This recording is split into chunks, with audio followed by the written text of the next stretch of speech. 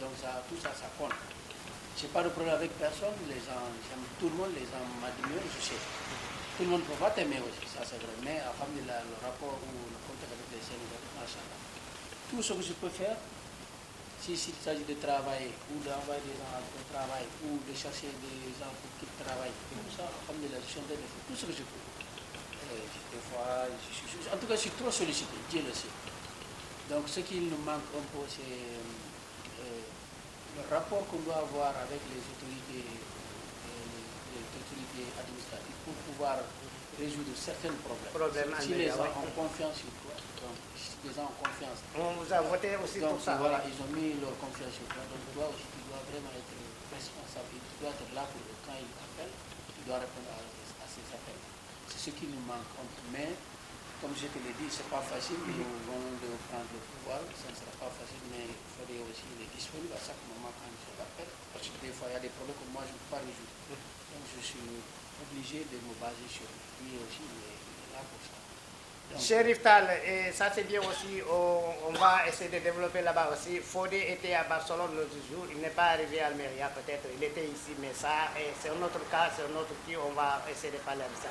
Chérif, depuis lors, quand les élections sont passées, vous avez gagné, le parti a gagné, le président et les législatifs aussi. Est-ce qu'on voit qu'on peut voir quelque chose de remarquable ici à Almeria, ou bien la diaspora espagnole, ce que PASTEF a commencé à faire? Parce que les gens écoutent toujours. Maintenant, il y a des gens qui nous demandent maintenant, un an maintenant, pour pouvoir, donc, il faut avoir quelque chose. Parce que toujours, on n'entend rien de la part des consuls à Madrid. Et les situations sont là toujours. Qu'est-ce que PASTEF a fait, ou bien qu'est-ce qu'il a l'intention de faire, qu'est-ce que vous voulez faire, ou bien qu'est-ce que vous avez commencé à faire depuis lors? Vous savez, depuis que l'élection est finie, le président il avait demandé d'arrêter de faire des cellules et tout. Donc, depuis là, on était un peu calme, tranquille, pour observer comme tout le monde. Et maintenant, les activités ont démarré. Moi, j'envisage d'organiser une soirée. Il va prendre le nom, je ne sais pas s'il sera honoré notre député ou le président ou le premier ministre, ou je ne sais pas. En tout cas, on va essayer de faire quelque chose bientôt, Inch'Allah. Nous sommes en train de travailler sur ça. Et avec ça, on va essayer de réunir le maximum de Sénégalais pour leur expliquer vraiment nous notre intention au niveau d'Almeria. Parce que PASTEF, quand tu dis PASTEF, c'est PASTEF Espagne. C'est PASTEF, c'est trop grand. Il y a beaucoup de sections au niveau de l'Espagne. Donc nous, ce qui nous concerne, c'est Almeria. Almeria, quand tu regardes, on tourne autour de 30 000 à 30 000 Sénégalais. Donc on a eu beaucoup de nouveaux venants. Moi-même, il y a un député qui m'avait consulté, il y a son frère qui est de l'autre côté, le centre. Je suis allé là-bas, ça fait pas 3 jours. Beaucoup de gens qui sont dans les centres, ils doivent être libérés. Donc la majorité, ils viendront ici à Almeria, à Roquetas, précisément. Donc vraiment, il faut qu'on se mette ensemble, les associations, pour pouvoir organiser quelque chose et voir comment intégrer ces Sénégalais-là. La potentialité qui est ici à Almeria, c'est énorme. L'agriculture dans le côté agriculture, dans le côté business, le commerce et tout, il y a tout ici. Donc il nous faut vraiment un responsable du gouvernement ou quelqu'un vraiment d'importance qui doit venir, pour venir ici au niveau d'Almeria pour voir quelles sont les potentialités d'Almeria, quelles sont les solutions pour pouvoir faire le retour comme nous sommes en train de dire pour que les Sénégalais puissent retourner. Moi, en personne, si j'ai les possibilités, je préfère retourner au Sénégal pour aller travailler. Parce que j'ai l'expérience, j'ai travaillé dans des champs, comme tu le sais, j'ai fait l'expérience, j'ai mes diplômes, j'ai ma formation. Donc, je peux faire beaucoup de choses. Et il y en a plus, il y en a plein comme moi. Donc, dans ça, il faut qu'il y ait une ouverture vis-à-vis d'Almeria pour pouvoir régler certains problèmes, surtout le problème de l'emploi au Sénégal. Il faut que une autorité vienne ici, soit le ministre de l'Agriculture ou le ministre du Travail, qui vienne ici, qui sentir le cas d'Almeria, les Sénégalais, comment ils sont ici à Almeria, et la potentialité qui est ici à Almeria, pour pouvoir transporter ça au Sénégal. Ok. C'est ça mon souhait, quoi. Vraiment, voilà, ça, ok, ça c'est l'objectif. Chérif Tal, avant de retourner avec Ataya pour parler un peu des associations, le rôle des associations, les responsables surtout des associations, on a vu beaucoup de présidents, on a vu beaucoup des associations, mais maintenant les associations aussi, ça il faut qu'Ataya nous parle un peu de ça. Mais avant ça, vous êtes toujours à Madrid, contact avec le consul qui est là-bas, je crois que c'était l'ancien consul.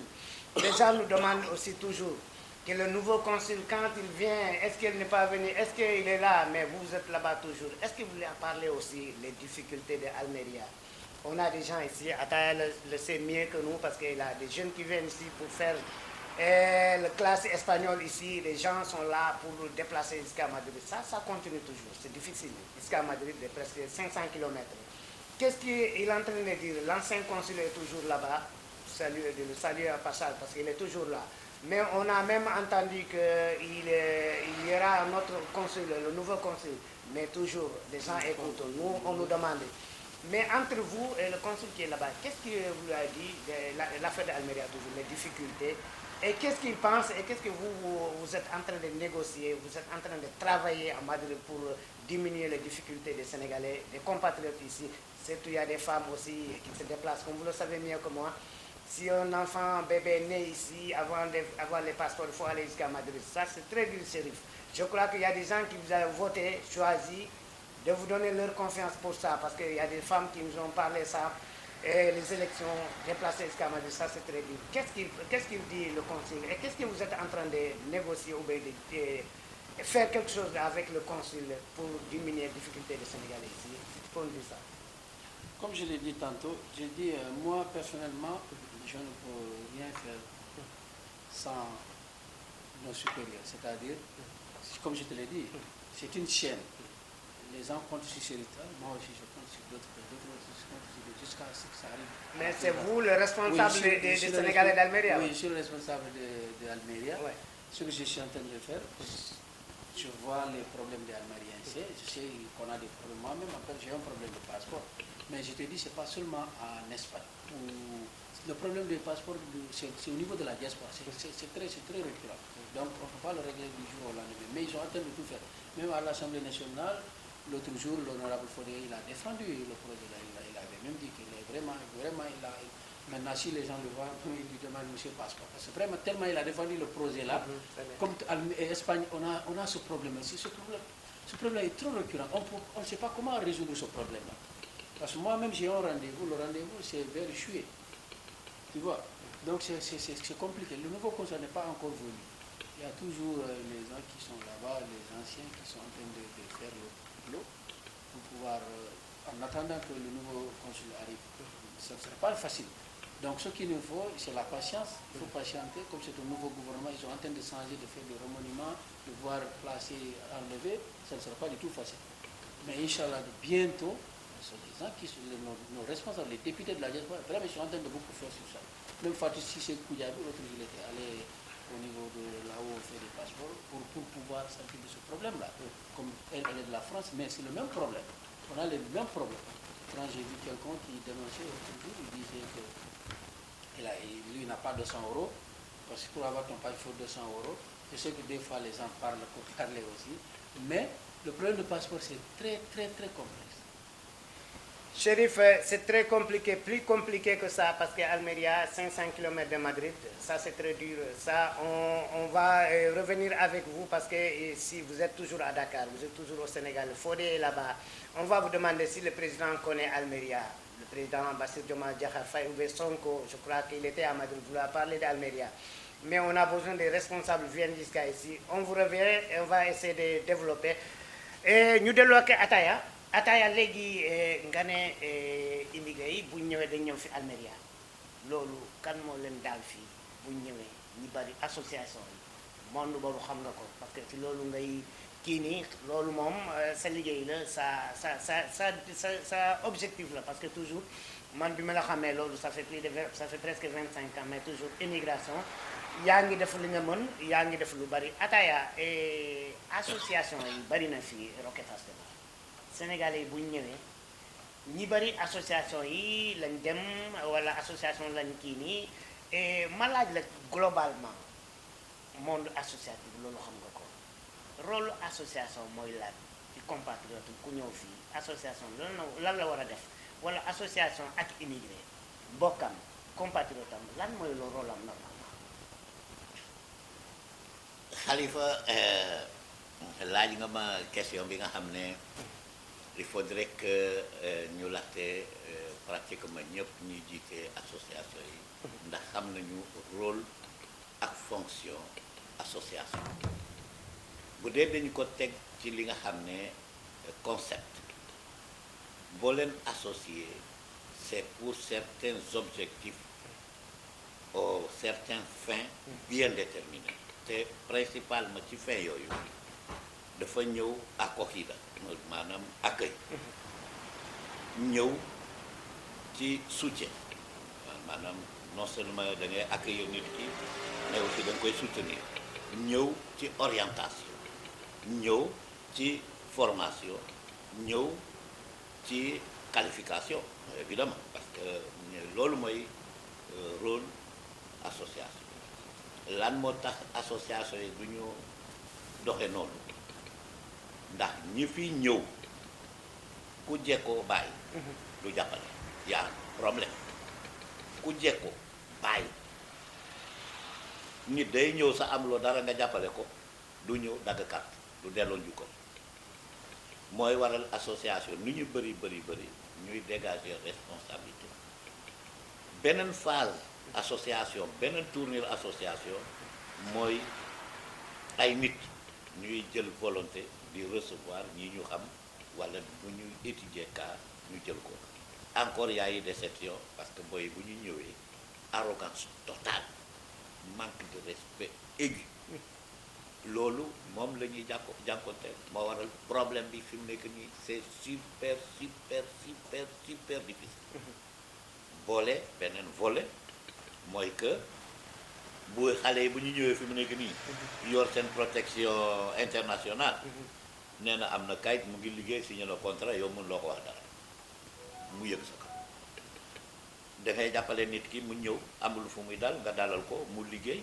bu jotee benn ginaar sax ne dama koy indi ñu bokk lekk xaalis boobu da koy yónni waajur boo ko nee association mu ne moom ñëwul fii pour association donc difficulté yooyu la association di jànkonteel beneen problème mooy que consulat yi ñooy problème bu gën a màgg parce que du ñu jëflante ak association dañuy jëflante ak ay nit direct ce qui est pire que consulat yi exigé wuñu sax carte consulaire exigé wuñu carte consulaire exigé wuñu pour ne leen nañu affilié ci association te dañuy toog fi ñu toog ñi ñooy def karkase fii ak ñoom problème bu am fii la lu xew fii la bu ñàngee ñu ne association tu es obligé nga génn di daw de gauche à droite pour te dire que boy yi yor xaalis association bi on ne peut pas les compter ñii 1500 ñii 2000 ñii 2500 ñii 1000 ñii 1500 ñu ngi fii di dox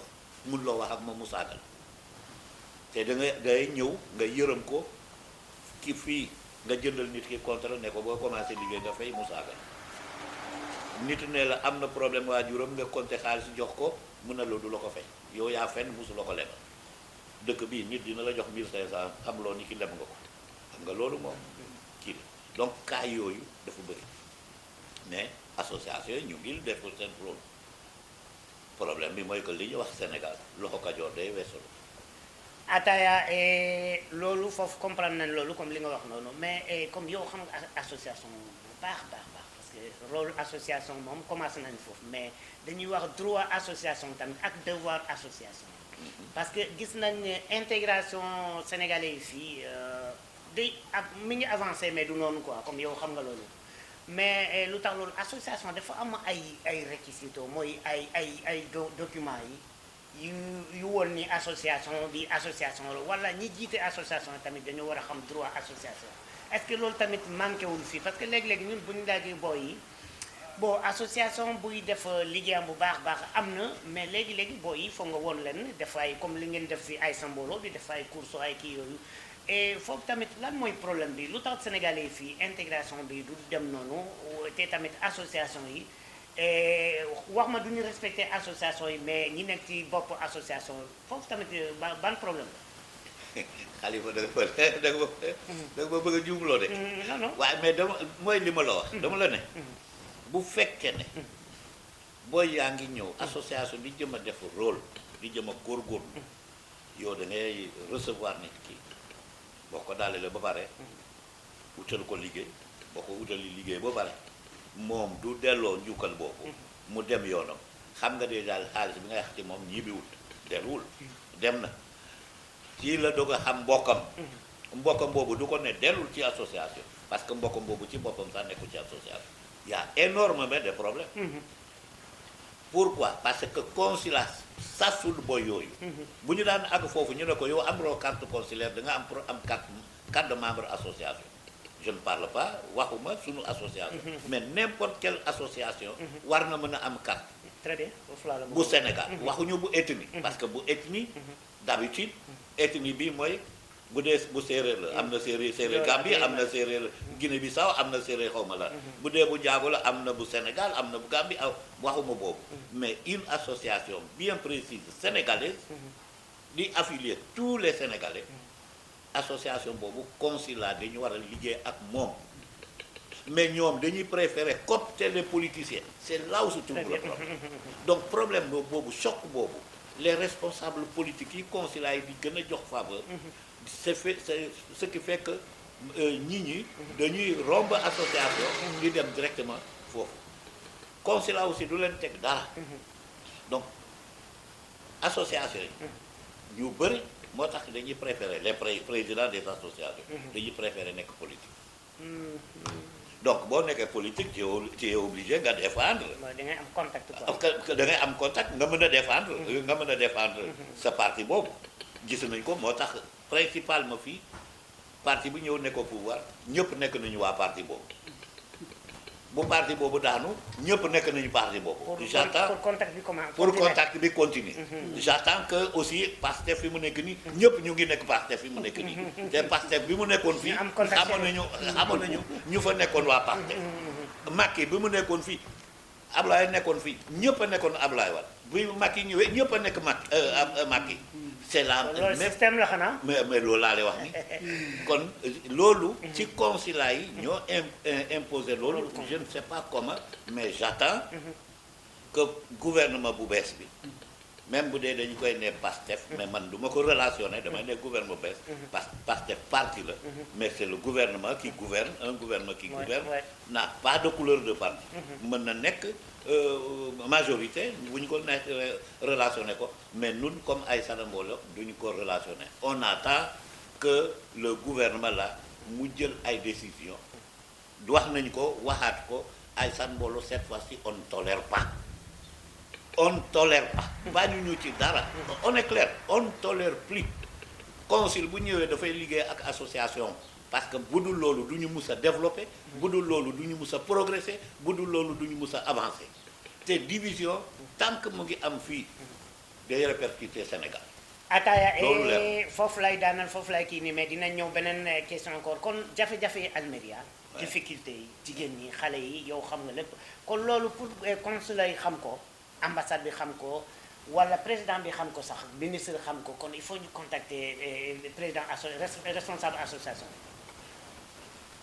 nun dañuy yónni lettre consul di nekk actuellement xaw ma dëgguma keneen ñëw na ba sonn yow imaginel ngay organiser activité bi nga xar amee ay contact envoyé ko lettre invité ko répondre la sax en tant que waxuma la ñëw répondre nga yónni ko lettre di koy invité répondre pour ne la au moins yëg naa invitation bi mais maa ngi trompé ci situation bi ak bi musu ñu association ci ay tuuru association ñu ngi ni préparé activité pour université daaw demoon nañu université amoon nañu foofu benn préaccord mais mënuñu ko véhiculer fenn et c'est pourtant ça va de l'intérêt du Sénégal ci wàllu agriculture ñu ngi nii di koy waaj a defaat ñu ngi jëm a invité autorités yi mais kenn du sa jël responsabilité moi personnellement ça me met au pôle nord dérangé wu ma parce que activités yi ñu def la tubaab bi du ñu ñëw sax di ñuy jàppale ñoom ñu ne ñoom mënuñu sax recevoir li ñu leen di jàppale jëm nañu invité l'actuel député ñu ngi jëm a saisir le ministre de l'agriculture parce que conseil bi moom tant que mu ngi fii moom mënatuma ko envoyer benn lettre wax dëgg yàlla non du répondre du problème ñëw de du répondre il n'a jamais envoyé un circulaire à Aïssata Mbolo lépp li Aïssata Mbolo di ko yëg ci ay nit lañ koy yëgee musul yónni ñu dul ay responsable association ñu nekk ay politiciens wala ñu nekkul sax ay responsable association. ataaya foofu Alors. tamit dañ koy souligner loolu lu am kii la mais ataaya balaa ñu dugg beneen côté parce que damay delloo ak Chérif Tall le coordinateur ataaya fu ma lay laaj léegi mooy association tamit fii xam nga boo koy créer foog nga am ay documents ay réquisitos mooy ay documents droit yi nga war a def. Ouais. mais loolu tamit noo ko gisee association nekk fii sénégalais nekk fii parce que dañoo gis ay association yi man mii sax dama bokk benn association mais léegi-léegi ni boo xalaatee mooy statut association yi loolu tamit ataaya xam naa ni xam nga ko te yaa ngi koy xalaat. Waaw. parce que président association nga xam nga loolu yëpp booy am na booy ñëw léegi xamuñ loolu tamit est-ce que loolu tamit nit ñi ñu ngi koy wax loolu loo ci mën a wax loolu ci président association responsabilité. mooy li ma la wax. parce que wax naa la déjà ma ne la tubaab bi dofuñu. tubaab bi dañu muus. boo gisee Afrique mënul dem ba tey muusaay tubaab bi la parce que dañuy diviser pour ñun ñu mën a ñu bañ a regrouper parce que bu ñu regrouper am doole. ñun dañuy organiser même cours di xoolal papier baa ngi cours de formation ci association nit mais sénégalais association sénégalais du ñu ñëw. du ñu ñëw ghanéen mooy ñëw nigérian mauritanien malien ak latino yi mais sénégalais yi du ñu ñëw da nga leen invité ñu bañ du ñu ñëw. kon statut association yi. c'est parce que ñoom xamuñu li ñu yor ci statut bi. loolu et puis aussi na nga da nga laal thème bi nga xam ne.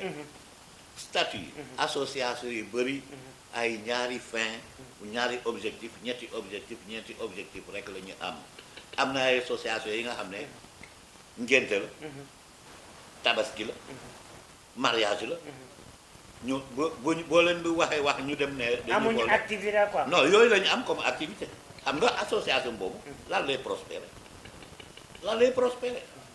wala mu nekk une association ce qui me fait mal d'habitude ñoom dañuy jël ay association Roqueta association Mohonera association Bika association mais attends il y a une association andalouse mooy Aïssat Mbolo moo coiffé association yooyu bala ngay wax ak association gox yooyu lu tax doo jël association andalouse pour mën ko liggéeyee ndax mën nañu implanté nañu fii ñu ngi implanté Hayem ñu ngi implanté Grenade ak fi mu nekk ñu ngi travailler pour implanter Malaga lu tax du ñu renforcer pour unité boobu pour doole bi mën a nekk xam nga lan la ñuy calculer politiciens yi mooy que bu ñu diviser wul association boobu mën na ñëw dériver ay votants c'est la maladie totale nit dina voter lu mu bëgg a voter dina voté lu mu voté dina ñëw léegi ci difficulté yi jafe-jafe yi parce que yow booy yi ak tamit ñi ñëw fii ak jigéen ñi tamit